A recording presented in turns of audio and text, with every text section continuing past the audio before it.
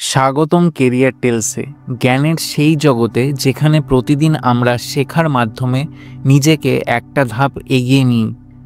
আজকের বইটি এমন একটি বিষয় নিয়ে যা তোমার জীবনকে পাল্টে দিতে পারে যদি তুমি সত্যিই মন থেকে সময়কে মূল্য দিতে শেখো। বইটির নাম স্টপ ওয়েস্টিং টাইম, লেখক গারল্যান্ড কোলসন। এই বইটি এমন সকল মানুষদের জন্য যারা দিনের শেষে বলেন আজও সময় নষ্ট হয়ে গেল।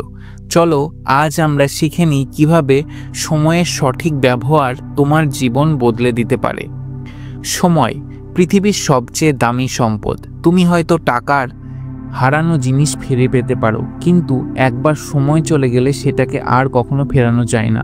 লেখক এই বইয়ে দেখিয়েছেন কিভাবে আমরা অজান্তেই সময় অপচয় করি আর কিভাবে সামান্য পরিবর্তন এনে পুরো জীবনকে কার্যকরী করে তুলতে পারি। শ্রোতাদের সুবিধার্থে আমি এই বইটিকে কতগুলি অধ্যায়ে ভাগ করে নিয়েছি। প্রথম অধ্যায়, সময় আসলে কোথায় হারিয়ে যায়। লেখক বলেন, we all have the same 24 hours, the difference lies in how we use them. প্রতিদিন সকালে ঘুম থেকে উঠে আমরা অজান্তেই অনেক সময় অপচয় করি। মোবাইলে সোশ্যাল মিডিয়া স্ক্রোল করি, অকারণে ইউটিউব ভিডিও দেখা বা এমন কথোপকথনে সময় নষ্ট করা যার কোনো ফলাফল নেই। তিনি বলেন, সময় ট্র্যাক করা শুরু করো। একটা ডায়েরি বা অ্যাপ ব্যবহার করে প্রতিদিন কত সময় দিচ্ছ তা লিখে রাখো। তুমি অবাক হয়ে যাবে কত অপ্রয়োজনীয় কাজে সময় চলে যাচ্ছে। এখানে লেখক একটা উদাহরণ দেন। তিনি একবার নিজের সময় ট্র্যাক করে দেখেন দিনে প্রায় 2 ঘন্টা ইমেল চেক করতে চলে যাচ্ছিল, যেটা ফলাফলের দিক থেকে ছিল 0।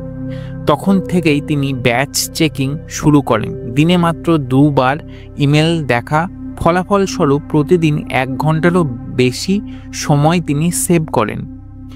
দ্বিতীয় অধ্যায়, গুরুত্বপূর্ণ আর জরুরি পার্থক্য বুঝে নাও। গারল্যান্ড কোলসন শেখান সময় ব্যবস্থাপনার মূল রহস্য হল প্রায়োরিটি বোঝা। সব কাজ সমান গুরুত্বপূর্ণ নয়। তিনি বলেন, যে কোনো কাজকে 4 ভাগে ভাগ করা যায়। প্রথম, জরুরি ও গুরুত্বপূর্ণ। দ্বিতীয়, জরুরি কিন্তু গুরুত্বপূর্ণ নয়। তৃতীয়, গুরুত্বপূর্ণ কিন্তু জরুরি নয়। চতুর্থ, না জরুরি না গুরুত্বপূর্ণ। আমরা অনেক সময় তৃতীয় বা চতুর্থ ক্যাটাগরির কাজে আটকে যাই, যেমন অকারণ কল রিসিভ করা, গসিপ বা র্যান্ডম ভিডিও দেখা। লেখক বলেন, তোমার সময় এমন কাজে ব্যয় করো যা তোমার দীর্ঘমেয়াদী লক্ষ্য পূরণে সাহায্য করে। তৃতীয় অধ্যায়, পরিকল্পনা করো কিন্তু নমনীয় থেকো। বেশিরভাগ মানুষ সকালে একগাদা টু ডু লিস্ট বানায়, কিন্তু দিনের শেষে দেখে অর্ধেক কাজই হয়নি। কেন? কারণ পরিকল্পনা অনেক সময় রিজিড হয়ে যায়। কোলসন বলেন, planning is not about controlling the future, it's about guiding yourself through it. মানে একটা দিক ঠিক রাখো, কিন্তু যদি কিছু প্ল্যান ভেঙে যায় হতাশ হও না। তুমি যেন প্রতিদিন ছোট একটা অগ্রগতি করো, সেটাই বড় বিষয়। ধরো তুমি প্রতিদিন সকাল 6টায় উঠতে চাও, কিন্তু কখনো ঘুম ভেঙে যায় 7টায়। নিজেকে দোষ না দিয়ে 7টার পরেও তোমার রুটিন চালিয়ে যাও। কনসিস্টেন্সি গ্রেটার দ্যান পারফেকশন, এটাই বইটির মূল বার্তা। চতুর্থ অধ্যায়, না বলতে শেখো। এই অধ্যায়টির পুরো বইয়ের সবচেয়ে শক্তিশালী অংশ। লেখক বলেন, every time you say to someone you are saying no to yourself. আমরা প্রায়ই এমন কাজের জন্য হ্যাঁ বলি যা আমাদের লক্ষ্য থেকে দূরে সরিয়ে দেয়। বন্ধুদের সাথে বেরোনো, অকারণে কাজ নেওয়া বা অন্যের প্রত্যাশা পূরণ করতে গিয়ে নিজের সময় হারানো, এগুলো সব সময়ই অপচয়ের রূপ। তিনি বলেন, যদি তুমি সত্যিই সফল হতে চাও, তোমাকে নিজের সময় চারপাশে বাউন্ডারি তৈরি করতে হবে। না বলা শেখো, কিন্তু ভদ্রভাবে এবং দৃঢ়ভাবে। পঞ্চম অধ্যায়, অটোমেশন ও ডেলিগেশন। গারল্যান্ড কোলসন একজন প্রোডাক্টিভিটি এক্সপার্ট এবং তিনি বিশ্বাস করেন যে প্রযুক্তি হলো সময় বাঁচানোর সেরা হাতিয়ার। তিনি বলেন, ডোন্ট ডু এভরিথিং ইয়োরসেলফ।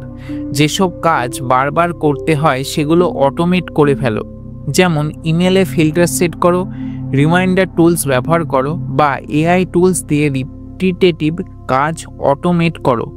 এছাড়াও যেসব কাজ অন্য কেউ তোমার হয়ে করতে পারে সেগুলো ডেলিগেট করো। তাতে তুমি ফোকাস করতে পারবে তোমার কোর গোলসের উপর।